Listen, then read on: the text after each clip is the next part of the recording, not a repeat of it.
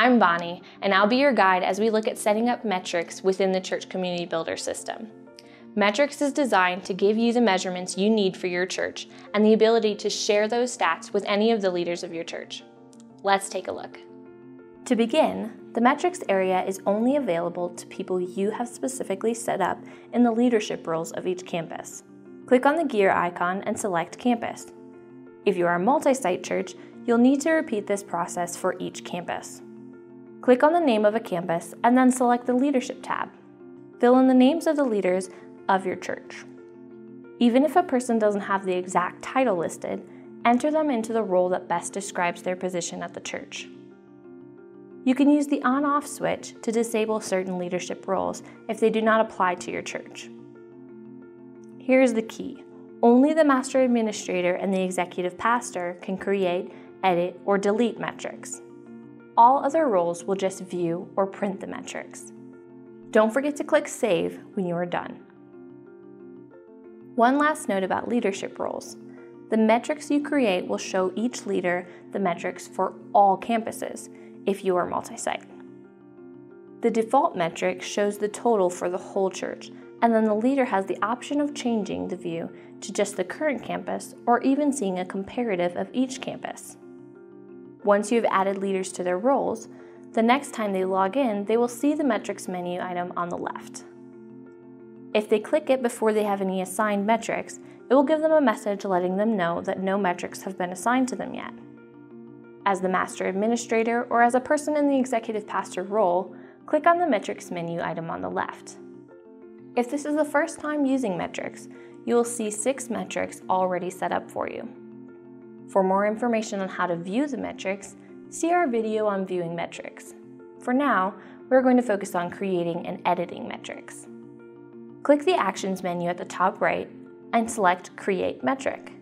This pop-up will show you how the metric will look, the data being used to create the metric, and the Settings panel where you determine how the metric is calculated. The first step is to give the metric a name, and then select a format for the number. Now, let's determine how the metric is calculated. The Calculate this metric by field lets you choose the base method for calculating the metric. Use total to simply add or sum up the data chosen. Use ratio to divide one type of data by another. Use the sum option to add one type of data to another type of data. And finally, use custom formula to create your own metric. See our advanced metrics video for real-life examples of these methods. The What Total Would You Like to See field will change depending on your choice above. Currently, there are 5 basic pieces of data to calculate your metrics: attendance, giving, transactions, volunteers, and capacity. Attendance is any event where attendance has been recorded. Giving is any contribution added to the system for any chart of account. Transactions are a count of the number of gifts given.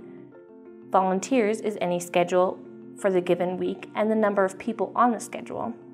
And capacity is the attendee limits set for any events using check-in. These are the only 5 pieces of data you can use currently in metrics. However, you can also use other created metrics. You will see, if you choose ratio, that in the drop-down, it will list these 5 data points along with the names of the currently existing metrics. The next choice is the Accumulate Values By. Here you can choose either a per-week calculation, a monthly, quarterly, yearly, or even an 8-week rolling average. The Filter By lets you narrow the data used in the metric. You can select one filter option from the listed items, or if you choose Custom at the bottom of the list, you can select multiple criteria to filter your data. The Organize Metric Details By option lets you decide how to view the details of the metric by using this option as a way to decide the column order of the data details. Notice that as you make choices on the right, the left pane will fill with the data correlating to those choices.